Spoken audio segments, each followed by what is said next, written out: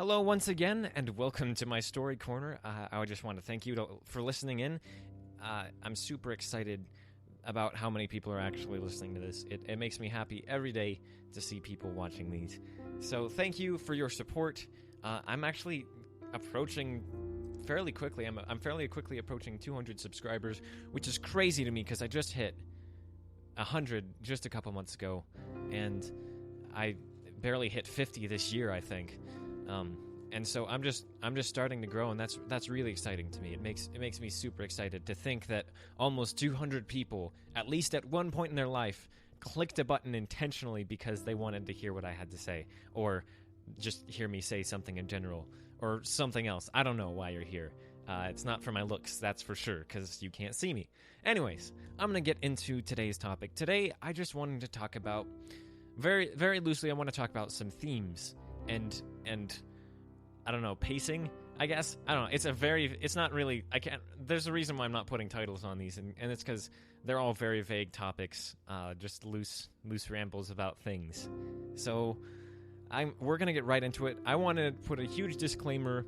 If you are currently watching Mob Psycho 100, or are planning on watching Mob Psycho 100, I would greatly suggest finishing that before you listen to this podcast. Just wait until next week when I have another one up, because there's going to be some massive spoilers. I guess not massive spoilers, but some vague spoilers that if you haven't finished the first season, it's going to ruin it for you. You're going to have a bad time. So if you could just click away from this, actually go watch that right now instead of this, and then watch this later. You'll thank me. You'll thank me later. But I just wanted to talk about themes. One of the big themes in Mob Psycho 100 is Mob has these. He's got these, psychic powers, and he's being kind of, I want to say trained, but trained is almost like a word that doesn't quite fit. His leader guy, Reagan. I don't know how to pronounce that because I've been watching subs, so I'm not totally sure how to pronounce it because I just read. I don't really listen very well, but I think it's pronounced Reagan or Regan or something like that. But Reagan, he's kind of really I talked about it in the character episode, but he's not actually psychic. He doesn't have any psychic powers, but he's still training. He's training Mob in a way that actually does have substance. He's training Mob really just to be a good human being. Like that's the most of what Reagan teaches him, which is found. There's an irony found there, considering that what Reagan does for a living is essentially con people, but he does help people too. So it's something to get into later, or that I've already talked about, or kind of both, really. But anyways, Reagan's teaching Mob how to be a good person, even though he's got these psychic powers. And the first thing that Reagan tells Mob, when Mob is a very small child and comes into Reagan's place looking for someone to help him with his psychic powers, because he sees the sign that he works with spirits and stuff. And so one of the first things that Reagan tells him is that just because he's got these psychic powers doesn't mean he's any different from anyone else. Just the other, things that are special about other people aren't any different from his psychic abilities. I mean, for example, like maybe because this guy likes to talk into his microphone and play guitar, that doesn't mean he's any better or any less than you just because you have psychic powers. And I think that's a really neat theme to have in something like that, because most anime tends to kind of cycle around and focus on these characters who are just so different and so much more than most people around them. Like, I mean, take Dragon Ball Z, for example. It's about a guy who's from space, pretty much Japanese Superman, a guy who's the last of his kind, shot into space and lands on Earth, and now he's kind of a hero. And he's different. And throughout the show he's different, and that's one of the main things. But in Mob Psycho 100, Mob is just trying to he's in middle school, he's just trying to fit in. He's just trying to be popular. He joins the body improvement club at his school because he's just tiny.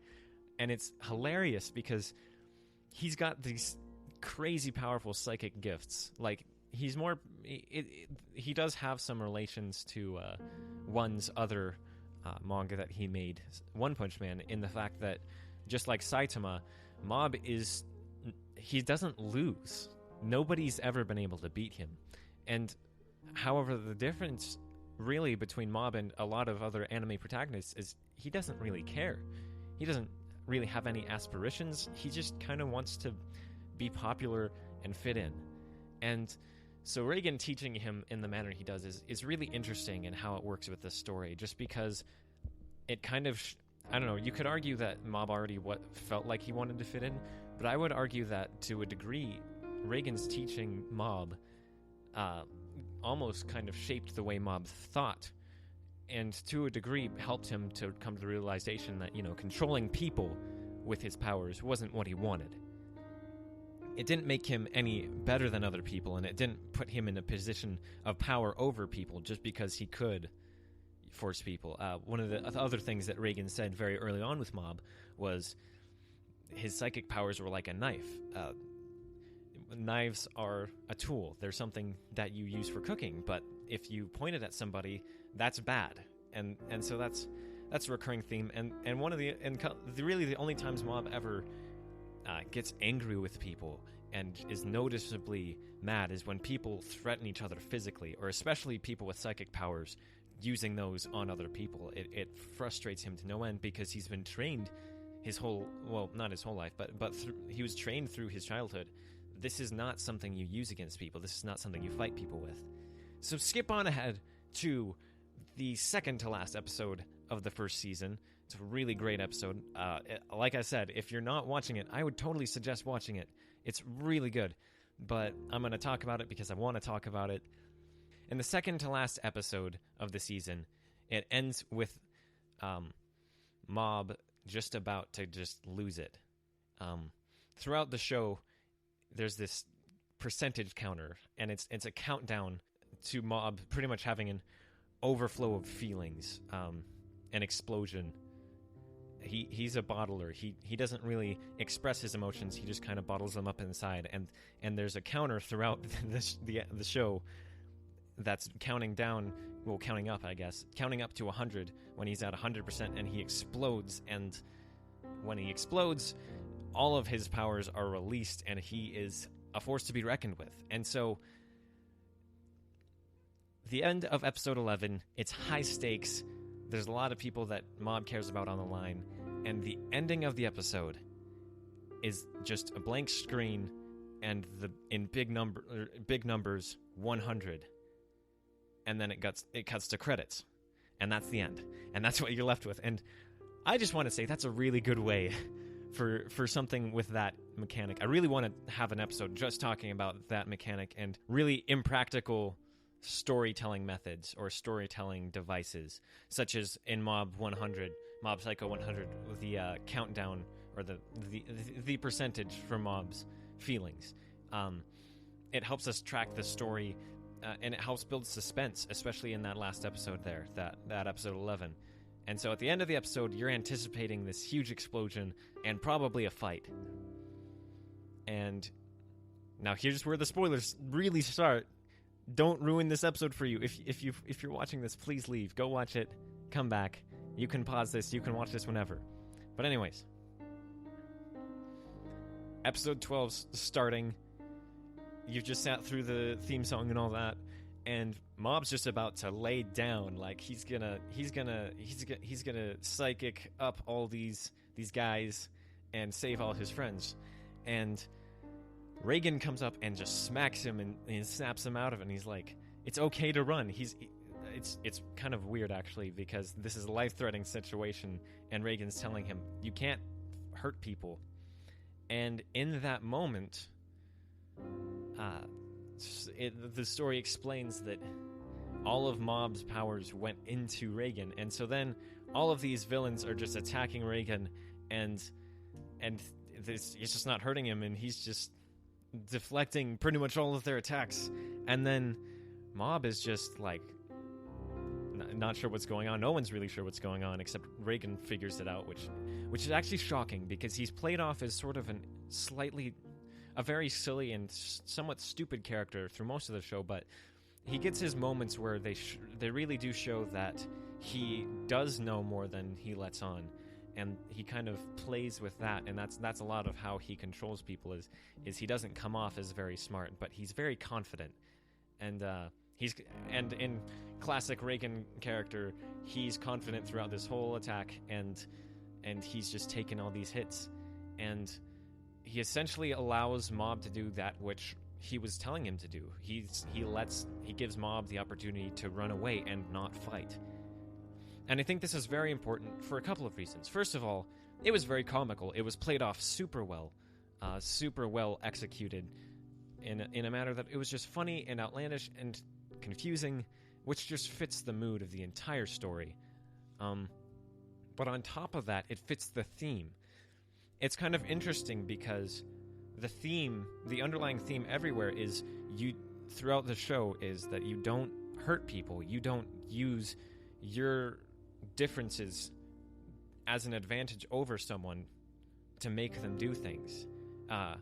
The other gentlemen in the Body Improvement Club, who are, if they were real, would probably be bigger than me and could probably take me out. They're not interested in fighting at all, and their leader points out that if you build up your body just to fight people and to be stronger than people, then you're doing it for the wrong reasons. And so just all these characters throughout the show, their main theme is almost a pacifist kind of theme, which I find super interesting, especially compared to other anime, in which most anime it's like fight for the people you love, which is kind of a different view on things. And so it helps purvey the theme as well as it's a comical event. I think probably the most intriguing part of it is the way that the emotion counter for Mob is used. It's building up this suspense. It's making you expect this fight, this spectacle. And a lot of anime it's a spectacle. You just want to watch these cool fights. And I have to say, personally, I was expecting that too. I was like, oh man, I'm ready to see Mob throw down. And then I caught myself after watching the final episode. I was like, wait a minute. The whole show is about how Mob's not supposed to fight people. People aren't supposed to fight people. And I mean, if Mob is using his psychic powers to stop people with psychic powers from using them on people, then it's kind of counterintuitive. But anyways, that's just my thoughts on that.